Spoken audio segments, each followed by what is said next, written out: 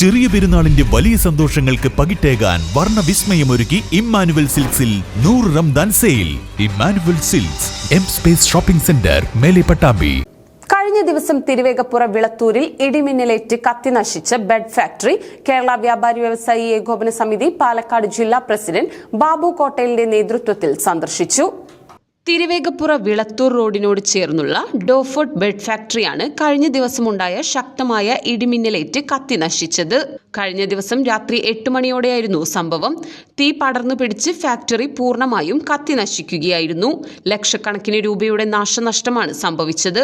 കേരള വ്യാപാരി വ്യവസായി ഏകോപന സമിതി സംസ്ഥാന വൈസ് പ്രസിഡന്റും പാലക്കാട് ജില്ലാ പ്രസിഡന്റുമായ ബാബു കോട്ടയിലിന്റെ നേതൃത്വത്തിൽ വ്യാപാരികൾ കത്തി നശിച്ച സ്ഥാപനം സന്ദർശിച്ചു. സ്ഥാപനത്തിന്റെ പുനർനിർമ്മാണത്തിന് കേരള വ്യാപാരി വ്യവസായി ഏകോപന സമിതിയുടെ പൂർണ്ണ പിന്തുണയുണ്ടാവുമെന്ന് ബാബു കോട്ടയിൽ അറിയിച്ചു.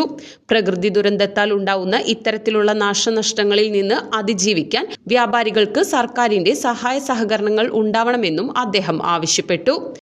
ഇതിനെ പുനരുദ്ധരിക്കാനും ഈ സ്ഥാപനം വീണ്ടെടുക്കാനും വലിയ അധ്വാനവും വലിയ സമ്പത്തും ഇനി ആവശ്യമുണ്ട്. ഇത്തരം ദുരന്തങ്ങളിലൊക്കെ നമ്മൾ ചർച്ച ചെയ്യേണ്ടത് ഈ ഒരു വിഷയമാണ്. ഈ നാടിൻ്റെ വികസനത്തിൽ ഇത്തരം സ്ഥാപനങ്ങൾ വഹിക്കുന്ന പങ്ക് ഏറെ വലുതാണ്. നിരവധി ആളുകൾ ജീവിച്ചു പോകുന്നത് ഇത്തരം സ്ഥാപനങ്ങൾ ഉള്ളതുകൊണ്ടാണ്. ആ സ്ഥാപനങ്ങളാണ് ഇത്തരത്തിൽ ദുരന്തത്തിൽപ്പെടുമ്പോൾ, ദുരന്തം അഭിമുഖീകരിക്കേണ്ടി വരുമ്പോൾ നാം ഒക്കെ പലപ്പോഴും വ്യാപാരികൾ എന്നുള്ള നിലയ്ക്ക്, സംഘടന എന്നുള്ള നിലയ്ക്ക് ഞങ്ങളെല്ലാം പകച്ചു പോകുന്നത് ഇത്തരം ദുരന്തമുഖത്താണ്.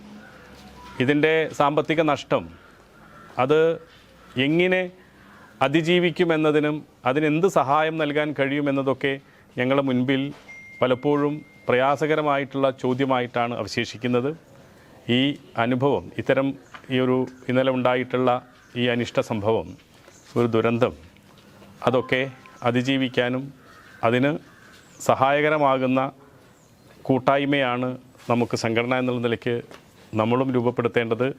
ഇതിന് സഹായിക്കുന്ന സംവിധാനങ്ങൾ സർക്കാരിൽ നിന്നും അതുപോലെ തന്നെ പൊതുസമൂഹത്തിൽ നിന്നുമൊക്കെ അത്തരത്തിൽ സഹായകരമായിട്ടുള്ള ഒരു കാഴ്ചപ്പാടും സംവിധാനവും നമുക്ക് രൂപപ്പെടുത്തേണ്ടതുണ്ട്.